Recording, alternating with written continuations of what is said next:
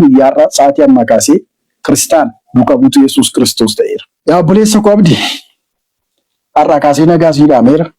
Nagaatti. Nagaa fi araarri Waaqayyoo Gooftaa keenya Yesuus Kiristoos isiniif haa ta'u. Islaamummaan naga'eera. Akkuma beekamu obboleessa kiyyaa Abdii Raggaasaa duukaa uummanni Islaamaa alaaf keessa jiru itti dadhabdanii gatii guddaa kanfaltanii hanga guyyaa har'aatti aarsaa isin barbaachisu kanfaltanii akka inni yaalamee lubbuudhaan jiraachuu danda'u carraa laattaniitu. Gamanumaan hawaasni Musliimaa bal'aan bakka jirtanitti galatoomaa jechuun barbaada.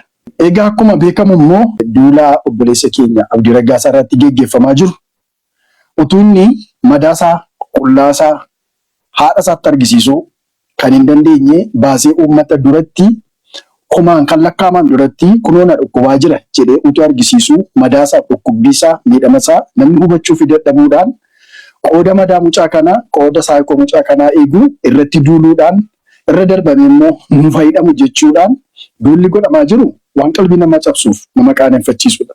Gatiin Abdii Raggaasaa miliyoona 16 qofaadha. Akkaataa hojii isaatti miliyoona 16 miti biliyoonni 16 itti xiqqaata. Masjida ijaaruu, amantii kana beeksisuu, garee shaadaa jabeessuuf ijaaruu keessatti namoota rakkatan gargaaruu fi namoota immoo gara Islaamummaatti waamuutti kanaan dura kan turan caalaa jabaatee lubbuusaa aarsaa godhee hojjetee ari'atamaa, jibbamaa, hidhamuudhaaf barbaadamaa, baqataa ta'ee biyya itti dhalate keessatti sababii amantii kanaa akka inni jiraataa ture namni quba hin qabne hin jiru. Haa ta'u iyyuu malee yeroo ammaa kanatti garuu qoodi abdiif galatni abdii maal ta'ee jira? Duula irratti banuu ta'ee jira. Egaa anis gara obboleessa koo abdiitti dabalamee ergan dhufe qoodi abdii irra ga'ee anallee qaqqabaa akka jiru namooti hedduun quba qabdu. Jaalalliif kabajni isin biraa qabnu kanaan ergi hin deebiti taate hanga guyyaa har'aatti wanti nu wal biraa qabnu yoo jiraate obbolummaa Islaamummaati. Islaamummaa keessatti illee ergi wal irratti duuluun anarrattis obboleessa koo irratti duuluun hanga kana jabaatee itti fufa ta'e otoo gondaan hin dhufiin daaraa sararatu akkuma Oromoon jedhu otoo kan kana caaluu hin dhufiin malachuun immoo dirqama kooti. Kanaafi waa walitti qabnu immoo Islaamummaa waa wal harkaa qabnus Islaamummaa kunoo Islaamummaa keessan isiniif deebiseen jira. An guyyaa har'aa sa'aatii ammaa kaasee Kiristaan duukaa buutuu Yesuus Kiristoos ta'eera. Keessattuu immoo wanti nama gubuuf wanti nama bobeessu yoo jiraate mucaa du'aaf jireenya gidduu jiru kunoo jedhee dhukkubbii isaa miidiyaa guddaatti utuu baasee argisiisaa jiru xinnaa guddaan utuu miidhama isaa ilaalaa jiru lubbuu isaa mootuu dhufne keessatti eegaa jirru intala kaleessa lafa inni ciisaa jirutti wajjin nyaataa wajjin dhugaa oolanii galgala galanii utuu nagaa wajjin ciisaa jiranii biraa kaatee zayitii itti naqxee lubbuu mucaa kanaa balleessuudhaaf immoo billaa qabattee irra dhaabbattee ol deebitee daa'ima isaa ajjeesuudhaaf jennaan warri ollaa jiran dhufanii irraa baasanii meeshaa sagalee qabu yookaan shugguxiidhaanii dubartii daa'ima isaa ajjeesuudhaaf duukaa fiigaa turte kana dhugaa ishee barbaanna jettanii namoonni sagalee ta'aafii jirtanii isin hundi keessan anaaf nafsi gadaa'idha.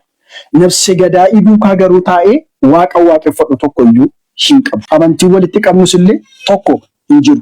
Sababiin isaa obboleessa keenya miidhame kana qooda wal'aannachuu ishee obboleessa keenya ajjeesuudhaaf turte yaalii ajjeessaa geggeessite habaatu jechuun qaaniif salphina guddaadha. Obboleessa koos immoo irra deebi'anii ajjeesuudha. Qoodi obboleessa kootti dhufe anaan immoo akkanatti deemaa jiru waan naa galeef otoo aduun hin mi'iin dafee gaaddisan beekutti baqachuun dirqama kooti. Egaa kanaafiyyuu lama taanee lubbuu keenya dhabuur mucaan abdiis immoo bakkeetti abbaa malee guddachuur maatiin keenyas immoo nu lamaan qaban dhabanii tokkitti lamaan keenya dhabuurra tokkoon keenya hafnee daa'ima abdiifis maatii keenyaafis jiraachuun dirqama ta'a. Inni yoo barbaade har'a sadu borii sadu sa'aatii barbaade yaadu. Ani garuu jiraachuun barbaada wanta ta'eef jireenya filadheera. Abdii Raggaasaatiif wanta naamu yoo jiraate yeroo barbaadde du'uun mirga keeti. Akka barbaaddeettis du'uun mirga keeti. Waa lama bichaan sii dhaamuu barbaada. Tokkoffaa wanti sirratti duulamaa jiru gandummaa akka inni ta'e bareechi beeki. Dirqama si birmachuudhaaf si dhaabbachuudhaaf Adaamaa ta'uu hin qabdu, Arsii ta'uu hin qabdu, Baalee ta'uu hin qabdu, bakka biraa ta'uu hin qabdu. Duulli sirratti banamte kun duulichi duula gandummaati malee duula biraa akka isheen hin taane akkam beekutti akka naa galetti kanan si dhaamuu barbaada. Inni lammaffaaf inni dhumaa boor rakkoo yoo sirra ga'e waan ani irra deddeebi'e yeroo hundumaa sitti himaa ture.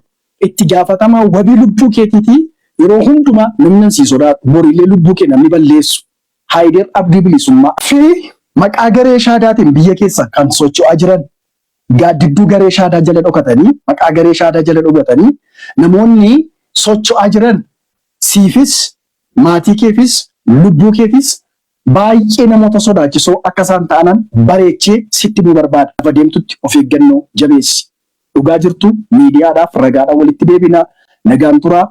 Nageenyi Rabbi isinirraa jiraatu. Uummata koo uummata Islaamaa macha hundumaa hunda keessan jaalala guddaa kabaja guddaan isinii qabaa. Isiniin jaalladhaa. I love you. Kiristaanonni kan kaleessa wajjiniin Waaqayyo waaqeffataa turre wajjin tajaajilaa turre.